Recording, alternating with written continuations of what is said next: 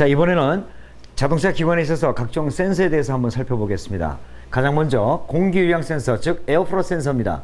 흡기 공기량을 검출해서 신호를 보내면 기본 연료 분사량을 결정짓는 센서가 바로 공기유량 센서입니다. 이 그래프를 한번 보실까요? 이와 같이 가장 먼저 칼만 와류식인데요. 이 칼만 와류식 이렇게 생겼습니다. 여기에 이제 여러 가지가 붙어 있는데 이와 같이 초음파 칼만 와류를 여기서 발신을 시켜서 수신기에서 봤는데 이때에 여기 지금 와류 발생 기둥이 있다 보니까 들어가는 공기가 계속 소용돌이를 쳐요. 이것이 세게 들어가면 세게 들어갈수록 와류가 더 많이 심하죠. 이때 수신기에서 받는 펄스의 폭이 어느 정도인가 그걸 인해서 공기량을 계측하는 겁니다. 두 번째는 이게 바로 배인식입니다. 이렇게 문을 열고 들어가요. 공기가 스프링이 굉장히 약해요. 그래서 바람이 조금이라도 싹 들어가면 얘가 움직여요. 플랫이. 그래서 이때 움직일 때 여기 저항계를 둬가지고 이 저항값을 가지고 현재 공기량이 어느 정도 들어오고 있구나 이렇게 보는 거고, 그 다음에 이게 바로 열선식입니다. 이렇게 생겼고요. 이 가운데에다가 열선을 집어넣어서 가열을 시켜. 이때 가열시킨 상태 내에서 공기가 들어가면서 식혀지는 온도가 내려가는 온도 차이에 의한 전압 값을 가지고 검수하는 방식이고, 그 다음에 이게 바로 맵 센서 방식입니다. 굉장히 간단하죠. 그래서 실린더 입구, 공기 입구 쪽에다가 부착을 시켜 넣어가지고 공기 입구에다 부착시켜서 들어오는 공기량을 피어지 저항을 이용해서 그 값을 가지고 공기량을 검출하는 방식이 바로 맵 센서 방식이라는 거, 이런 차이가 있다는 거 여러분들이 알고 계시기 바랍니다. 자, 그 다음에 우리 흡기 온도 센서입니다. ATS. 흡입되는 공기의 온도를 입력시키면 흡입 온도에 따라서 연료 분사량을 보정하죠. 그래서 계속 끊임없이 계산하는 거예요. 이것도 그림을 한번 보시면은 이와 같이 생겼습니다. 조금 아까 에어프로 센서 어셈블리라고 하는데 여기에 같이 장착이 되어 있어요. 그래서 이렇게 센서가 달려 있어서 온도를 측정해서 그 온도 값을 가지고 ECU가 계산하는 것이 바로 흡기 온도 센서입니다. 그 다음에 이 수온 센서는 냉각수 온도를 측정하는 겁니다. 냉각수 온도를 검출해서 ECU가 또 보정을 하는 거예요. 냉각수 통로에 설치돼서 냉각수 온도를 검출한 다음에 아날로그 전압으로 컴퓨터에 입력시킵니다. 엔진의 냉각수 온도에 따라서 공전 속도를 적절하게 유지시켜주는 신호를 이용한다. 냉각되어 있을 때는 ISC 서버 아까 보셨죠? 그걸 이용해서 RPM을 조금 더 빨리 한다든가 이렇게 해서 워밍업을 충분히 시켜서 그 다음에 적정 온도가 되면 냉각수 온도가 적정 온도, 즉 65도씨에서 85도 사이가 되면은 또 IS 서버를 조금 감소를 시켜서 스로틀 밸브를 좀 닫아줘서 다시 한번 공회전 속도를 정확하게 유지시켜주는, 그렇게 액추에이터, 즉 입력 신호를 받아서 출력 요소에다가 제어를 할 수 있는 컴퓨터의 역할인 것이죠.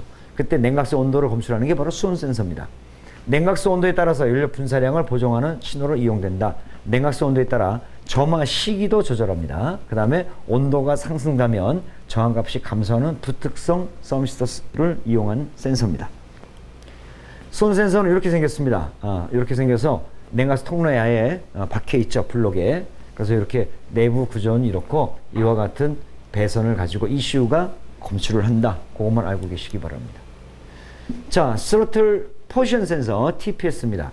스로틀 밸브 축이 회전을 하면 출력 전압이 변하는데 기관 회전 상태를 판정하고 그 다음에 감속 및 가속 상태에 따른 연료 분사량을 결정짓는데 바로 이렇게 TPS가 필요한 것이죠. 내부를 보시게 되면 이와 같습니다. 스로틀 바디에 스로틀 밸브가 있고 여기 TPS가 이렇게 장착되어 있어요. 이렇게 생겨서 단면을 보게 되면 밸브 열림 따라서 이렇게 저항의 값이 변화되겠죠. 그 값을 가지고 이렇게 변화시켜서 ECU가 밸브의 궤도량을 검출하는 것입니다. 그래서 TPS의 역할이 이렇다는 거 알고 계시기 바랍니다. 자, 이번에는 공회전 위치수입니다. 기관의 공회전 상태를 검출하는데 아까 ISC 서버 밑에 이렇게 있습니다. 이 스위치가 여기 있는 거예요. 이게 스위치인데 악셀을 밟아가지고 밸브가 스로틀 밸브 조금 움직이면 올라가면 이걸 딱 누르죠. 그럼 여기가 신호가 변화가 되겠죠. 온오프를 가능하게 만들어요. 그래서 이게 바로 공회전 스위치다. 그래서 운전자가 현재 밟았다 안 밟았다 이걸 알 수 있고 안 밟은 상태에서 ISC 서버가 또는 각종 부하에 따라서 ECU가 제어를 해가지고 엔진을 정상적으로 움직이게끔 할 수 있는 그런 내용입니다. 기관의 공전 상태를 검출하는 게 바로 아이들 스위치가 있다. 이거 알고 계시기 바랍니다. 자, 그 다음에는 이제 TDC 센서입니다. 상사점. 4실린더 엔진은 1번 실린더 상사점을 검출하고 6번 실린더 엔진은 1, 3, 5번 실린더의 상사점을 검출해서 디지털 신호로 바꿔서 컴퓨터에 입력을 시킵니다. 이거 알고 계시기 바랍니다. 연료 분사 순서를 결정하기 위한 신호로 이용합니다. 자, 분사 순서가 뭐예요? 그것 폭발 순서죠.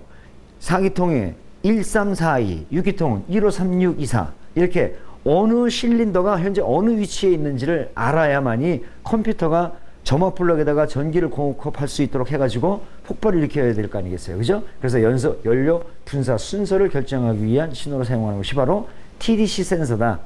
여기에 사용되는 것은 이제 발광 다이오드, 그 다음에 포토 다이오드, 그 발광 다이오드와 포토 다이오드 사이에 원판이 지나다녀요, 돌아가요. 그때 구멍이 뻥 뚫리면, 뚫린 사이로 빛이 나가면 포토 다이오드가 빛을 발산해서 그때 신호가 현재 크랭크 축이 어느 위치에 왔습니다. 그 크랭크 축의 위치에 따라서 거기서 동력을 받아서 배전기에다 보통 많이 설치하는데 이 배전기 안에 이렇게 있어요. 그 그림을 한번 잠깐 볼까요? 이 크랭크각 센서하고 같이 볼게요. 크랭크각 설명하고 크랭크 크랭크각 센서는 CAS라고 합니다. 크랭크 앵글 센서. 크랭크 축의 회전 수를 검출합니다. 이제 몇 바퀴 도느냐 이걸 검출하는 거야. 컴퓨터에 입력시키고 RPM을 검출하는 거겠죠. 연료 분사 시기와 점화 시기를 결정하기 위한 신호로 사용되고요. 크랭크각 센서는 크랭크 축 분리 또는 배전기에 설치되어 있습니다. 아까 똑같습니다. TD 센서하고 발광 다이오드, 포토 다이오드, 디스크로 구성됐다. 이게 왜 제가 이걸 같이 묶었냐면 바로 이렇게 생겼기 때문에 그렇습니다.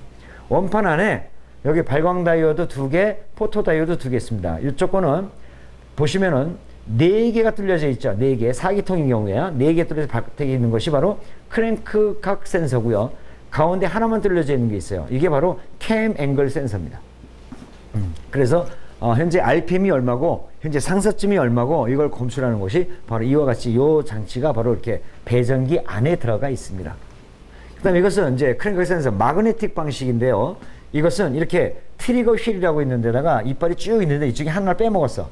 하나를 빠뜨리면은 얘 신호가 쭉 가다가 하나 빠지면 신호가 안 다를 거 아니에요, 그죠? 이 신호를 이용해서 현재 RPM이 얼마 정도고 어느 위치에가 있고 이걸 검사하는 게 바로 이거고. 그 다음에 크랭크가 홀 센서 타입도 마찬가지. 이게 쭉 있는데 여기다 이빨 하나 빠뜨렸어. 그럼 이렇게 홀이 생겼죠? 이때 신호를 가지고 검출해서 RPM이라든가 또는 TDC를 검출하는 방식, 이렇게 크게 3가지가 있다는 거 알고 계시기 바랍니다. 자, 우리 앞전에 산소 센서 배웠는데 다시 한번 검사해 보겠습니다. O2 센서 또는 람다 센서라고 하는데 이론 공연비를 중심으로 해서 출력 전압이 변화되는 것을 이용하는 겁니다. 피드백의 기준 신호를 되죠. 피드백이 뭔지 알죠? 가스가 얼마큼 나왔니? 그럼 내가 다시 연료를 얼마큼 보정할게. 이랬더니 어떠냐? 다시 한번 보정할게. 이게 피드백입니다. 배기가스 속에 포함되어 있는 산소량을 감지하고 혼합기의 상태를 이론 공연비에 가깝도록, 이론 공연이 얼마? 14.7대 1이라고 했죠. 거기에 맞추기 위해 필요하다. 혼합비가 희박할 때는 0.1V, 농후할 때는 0.9V, 가장 정확할 때가 0.45V라고 그랬죠. 그 정도의 기전력을 발생합니다. 혼합비 상태를 감지하면 삼원 촉매에서 일산화탄소, 탄화수소, 질소산화물 정화 능력을 증대시킬 수가 있고요. 냉간 시동할 때 별도로 가열하거나 가열 장치가 필요한 것도 있어요. 자, 산소 센서는 약 450도씨 정도의 온도가 올라갔을 때 가장 정확한 값이 나온다고 했죠. 근데 겨울철 냉각되어 있는 상태에 시동을 부르릉 걸었어. 그럼 아직 냉각되어 있잖아요. 그 상태에서 산소 센서의 정확한 값이 나올 수 있을까요? 없죠. 이럴 때를 대비해서 이 얘기가 그 얘기입니다. 산소 센서에다가 직접 전기를 공급을 해갖고 그 적정 온도를 만들어버려. 기관은 냉각되어 있다 하더라도 적정 온도를 만들어가지고 정확한 배기가스의 산소 농도를 검출해서 ECU가 인젝터의 분사량을 결정짓는데 가급적이면 최대한 빨리. 그래서 웜업 되는 상태에서조차도 배기가스의 유해 성분을 줄이고자 하는 게 그 목적이에요. 이런 것도 있어요. 그 다음에 삼원 촉매의 정화율은 람다 1부근일 때가 가장 좋다. 참고로 알고 계시기 바랍니다. 자, 산소 센서 우리 종류 배웠었죠? 질코니아 센서가 있었고 티타니아 센서가 있었다는 거, 이것도 앞전에 배우셨으니까 한번 넘어가 보도록 하겠습니다. 자, 이제 산소 센서 주의사항 다시 한번 보겠습니다. 전압 측정할 때 오실로스코프라든가 디지털 테스트기 갖고 점사를 했지 아날로그 테스트기로서는 하지 말라고 그랬습니다. 그 다음에 무연 휘발유를 사용하는 것이 바로 산소 센서가 있기 때문에 무연 휘발유, 당연히 무연 휘발유를 사용해야 되는 것이고, 출력 전압을 쇼트 시키지 말고 단락시키지 마라 이거야. 우리가 단락이 뭔지 알죠? 우리 흔히 얘기하는 우리가 일반 가정에서 얘기하는 합선이에요. 선은 단선이 있고 접지가 있고 그 다음에 단락이 있죠. 이 단선은 선이 끊어진 거야. 접지는 선 하나가 몸체에 닿은 거고 단락은 두 개의 선이 가서 붙어버리는 거야. 이렇게 합선. 요 구별 정확하게 알고 계시면 우리 전기 시간에 가면 제가 또 재밌게 다시 한번 설명을 드리도록 하겠습니다. 그래서 단락이라는 것이 소트라는 거 알고 계시고요. 산소 센서의 내부 저항은 측정하지 말아라. 측정한다 하더라도 오실로스코프 갖고 해라 그 얘기예요. 그 다음에 혼합기가 농후하면 0.9V, 희박하면 0.1V, 정확한 건 0.45V. 그 다음에 차속 센서가 있어요. 우리가 계기판에 보면 우리가 자동차 주행할 때 야 60km로 달리니 50km로 달리니 그 키로수가 나오죠. 그 속도 배당이라는 거 있잖아요. 그거를 움직여주는 센서예요. 차속 센서. 스피드미터 케이블. 우리가 그 변속기 이건 어디서 검출하냐면은 이제 3시까지 다 배워야 이제 이게 이해가 가는데 여기 이렇게 엔진이 있어요. 엔진이 이렇게 있는데 이 엔진 뒤에 변속기가 붙어 있죠. 변속기에서 추인축 나간 다음에 종감속 장치가 있고 바퀴가 이렇게 걸려 있어. 그런데 이 속도는 밖에서 검사하는 게 아니라 이 변속기의 출력축 있죠. 변속이 다 되고 나서 돌아가는 요 축에서 검출합니다. 어떤 자동차든지 변속기의 출력축에서 검출하는 게 바로 차속 센서다라는 거 알고 계시기 바랍니다. 이 차속 센서가 계기판으로 가서 하는데 옛날에는 이 와이어를 막 돌려. 그래서 여기서 기계적으로 바늘을 막 움직여 속도가 얼마다 그러는데 요즘은 이렇게 안 하죠. 센서를 사용하는 거야. 그래서 스피드미터 케이블, 이 케이블 여기다가 센서를 하나 딱 두든가 여기다 센서를 둬서 여기서 전기로 만들어 아예 여기서부터 전기를 만들어 가지고 오든가 이런 방식이에요. 근데 1회전당 4회의 디지털 신호를 만들어서 이걸 컴퓨터에 입력시킵니다. 이 케이블이 한 바퀴 돌 때마다 4번의 펄스 신호를 이슈에다 준다 이거야. 그거 펄스가 많으면 많을수록 속도가 빠르다는 얘기죠. 그러니까 한 바퀴 돌 때 4번 들어오는 곳이 한 40개 돌았어. 10바퀴 도는 거냐. 그만큼 10배로 빨라진 거 아니야, 속도가. 그래서 그 차속이 언제 얼마다라는 걸 검출하는 게 바로 차속 센서다. 공전 속도 및 연료 분사량을 조절하기 위한 신호로도 이용됩니다. 여기서 신호가 전혀 안 들어와. 그럼 공전이라는 얘기죠. 차가 주행이 안 되는 거 아니야. 이때의 연료 분사량도 보정을 해야 될 거 아니에요. 그럴 때 우리 차속 센서의 신호도 받을 수 있다. 알고 계시기 바랍니다. 자, 그 다음에 요게 차속 센서 그림이죠. 한번 볼까요? 이런 식으로 리드 스위치를 이용해서 신호를 받는 모습이에요. 요거는 그때 예전에 그 로터가 이렇게 돌죠. 그럼 케이블이 돌잖아요. 그럼 여기서 받아서 바늘도 움직여주고 이 신호를 가지고도 ECU가 신호를 받는다는 겁니다. 자, 그 다음에 에어컨 스위치 및 릴레이가 있습니다. 에어컨을 킬 때와 안 킬 때, 부하를 많이 먹을 때 안 먹을 때 이걸 알아서 엔진의 공회전이라든가 엔진 RPM도 달라질 수 있겠죠. 그래서 에어컨 스위치를 온 신호를 컴퓨터에 입력을 시킵니다. 공전 시 에어컨 스위치를 작동시킬 때는 공전 속도를 올려줘야 될 거 아니야. 그래서 ISC 서버가 또 움직여서 RPM이 좀 더 빠르게, 그래서 부조 현상이 나타나지 않도록 해주는 겁니다. 에어컨 컴프레셔를 약 0.5초 동안 작동되지 않도록 해서 엔진의 회전을 적절히 유지시킨다. 자동 변속기 차량에서 스로틀 밸브의 열림각이 65도씨 이상 가속 중에 가속 성능을 향상시키기 위해서 에어컨 릴레이 회로를 약 0.5초 동안 차단시켜버립니다. 이렇게 차단시키는 이유들은 바로 원활하게 울컹거리지 않고 적절하게 스무스하게 가동시키기 위한 방법들입니다. 자, 노크 센서라는 게 있어요. 이게 노크죠. 노크 센서. 엔진의 이상 연소로 인한 폭발. 이것이 우리가 노크라고 그랬지 않습니까? 이 노킹의 주범이 뭐야? 또 주범 중에 하나가 또 조기점화죠. 그래서 이 노킹이 일어나면 또 열이 많이 축돼. 열이 많이 축적이 되면은 다시 또 가열되기 쉬운 돌출부로 인해서 조기점화가 또 일어나. 그래서 계속 이어진다고. 그래서 이거 워낙 안 좋은 거예요. 그래서 이것을 과연 노킹이 일어나느냐 안 일어나느냐를 또 검출을 해요. 그래서 이 노킹이 일어났다 그러면은 점화 시기가 틀려졌나? 연료가 너무 많은가? 이걸 컴퓨터가 계산해가지고 다시 또 보정을 들어가요. 상당히 세밀하게 갖춰진 게 바로 엔진입니다, 여러분들. 자, 노킹 시 고주파 진동을 정기적인 신호로 변화해서 컴퓨터에 입력시킵니다. 그리고 노킹이 발생되면 점화 시기를 변화시켜서 노킹을 방지할 수 있고, 노킹이 발생되면 점화 시기를 지각시켜서 점화 시기를 늦춰버리는 거야. 예, 진각은 점화 시기를 빨리 해주는 거고요. 지각은 늦어버리는 거야. 우리가 학교 다닐 때 지각이 정해진 시간보다 늦으면 지각이라고 하잖아요. 그죠? 마찬가지로 정확한 시기에 정확한 점화가 이루어져야 되는데 점화가 빨라지는 것을 우리는 진각이라고 그래요. 그래서 정기 시간에 배우겠지만 진각장치라는 것이 있어요. 고속일 때 작동되는 원심 진각장치, 또 저속일 때 작용되는 진공진각장치.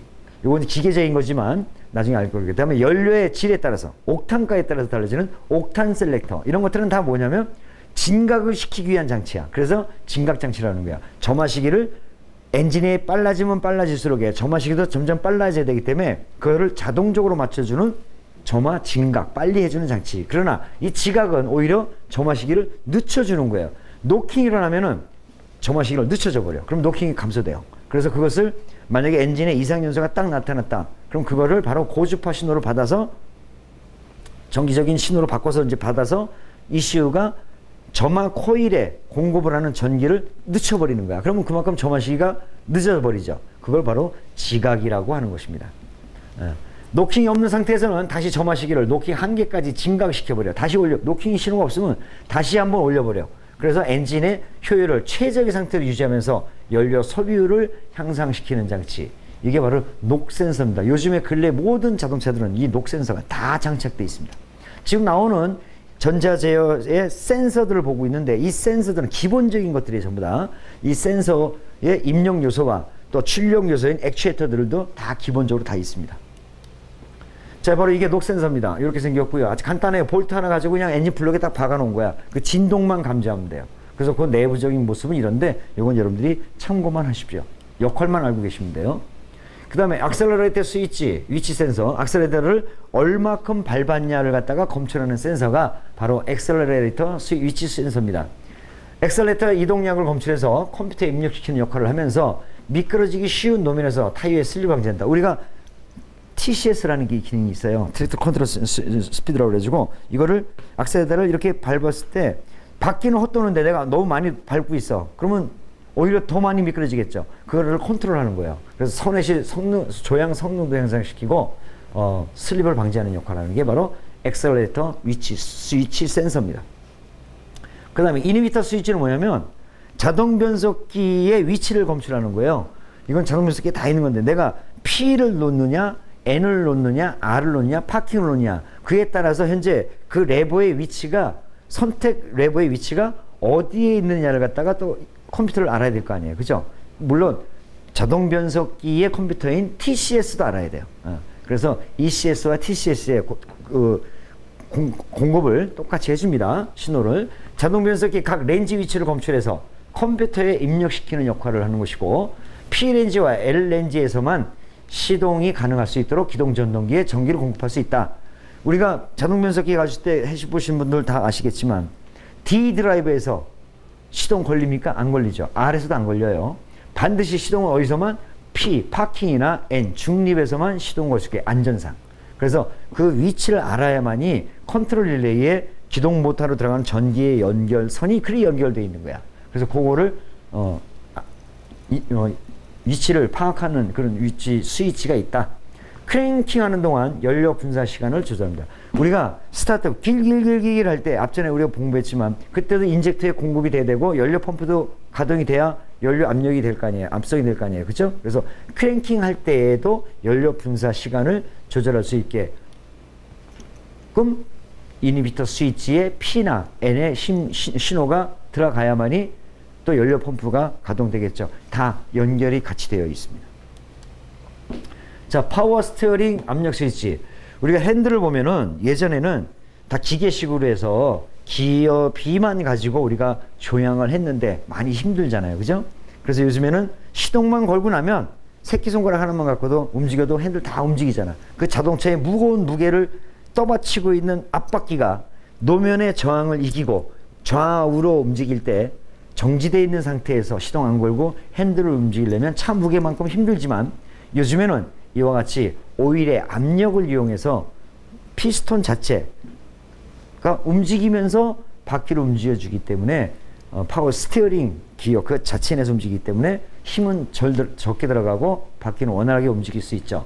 그때 파워 스티어링이 어느 정도 움직였냐 안 움직였냐, 그때 압력을 검사하는 스위치도 필요합니다. 그것 또한 부하예요. 조향 핸들을 회전할 때 유압을 전압으로 바꿔서 컴퓨터에 입력시키는 역할을 하고, 공전 속도 제어 서버를 작동시켜서 엔진의 회전수를 향상합니다. 정지된 상태에서 가만히 있다가 핸들을 살짝만 돌려서 윙 하잖아요. 그때도 부하가 걸린 거일 때 RPM도 같이 조금씩 보정을 해줘야 돼. 계기상에는 거의 안 나타납니다. 아주 미세하기 때문에 그 정도로 보정을 해준다. 유압의 상승으로 엔진의 출력이 떨어지는 것을 방지한다. 만약에 이걸 제어하지 않으면, 이슈가 제어하지 않으면 정지된 상태에서 공회전 상태에서 가지 않고요, 핸들을 윅 돌리면 RPM이 쑥 떨어지고 우두둥 이렇게. 왜? 부하가 뺏어 먹으니까 펌프가 가동되는데. 그래서 그걸 보정해 주는 게 바로 파워 스티어링 압력 스위치다. 압력의 변화를 갖고 공회전을 조절해 줄 수 있도록. 다음에 전기 부하 스위치. 여러분들이 이해는 잘 안 가시겠지만은 크랭크 축에서 벨트로 해가지고 발전기도 돌리고 있잖아요, 그죠? 이 발전기를 돌린다는 자체도 부하를 뺏어 먹는 거 아니야. 그런데 희한하게도 발전기 어차피 똑같은 속도로 돌면은 전기가 나오는데, 내가 다른 전기를 많이 갖다 쓴다고 해서 얘가 부하를 더 먹나? 여러분들 쉽게 이해가 가지 않을 겁니다. 자력의 변화가 생겨서 저항이 걸려버려요. 예를 들어서 가장 자동차에서 전기를 가장 많이 쓰는 데가 어디야? 바로 자동차 헤드라이트입니다. 그래서 전조등을 딱 켜면 RPM이 미세하지만 떨어져요. 왜? 발전기에 부하가 더 걸리니까. 그때 그 떨어지는 공전을 보정하기 위해서 떨어지는 분야에서 이 전기 부하를 딱 먹으면 그 부하를 먹는 신호도 ECU가 알고 RPM을 보정 들어가야 돼. 그래서 헤드라이트 등 점등시켰을 때 전기 부하를 검출해서 컴퓨터에 입력시키면 공전 속도 조절 서버, IS 서버 공전 속도 조절을 해준다는 얘기예요. 엔진 회전 속도를 상승시켜주고, 전기 부하에 의해서 엔진의 출력이 저하되는 것을 방지한다. 이제까지 공부를 하기 이전에는 그 정도까지야 라고 생각했고, 우리가 몰랐던 부분들이 이 자동차 전자제어 시스템을 도입함으로 인해서 운전자가 인지하지 못할 정도까지도, 미세한 부분까지도 전부 다 보정을 들어가고 끊임없이 계산을 해서 완전 연소를 이루면서 배기가스를 줄일 수 있도록 노력을 한다 이거야. 네, 그게 요즘에 근래 모든 자동차들입니다. 이 화석연료를 쓰지 않고 배기가스 안 보내려면 요즘에 한참 뜨고 있는 자동차들 있죠. 전기자동차, 수소자동차 쓰면 배기가스 안 나올 거 아니에요, 그죠? 그러나 지금까지는 화석연료가 주를 이루기 때문에 이런 것들이 여러분들이 자동차 엔지니어로서 기본적으로 알고 계셔야 됩니다. 또 우리는 시험을 봐야 되고 자격증을 취득해야 되기 때문에 자격증 시험에 나오니까 전체적으로 다 이해하기 위해서는 세부적인 것까지도 여러분들이 공부를 하셔야 됩니다. 자, 여기까지 하고 다음 시간에 또 이어서 나가도록 하겠습니다.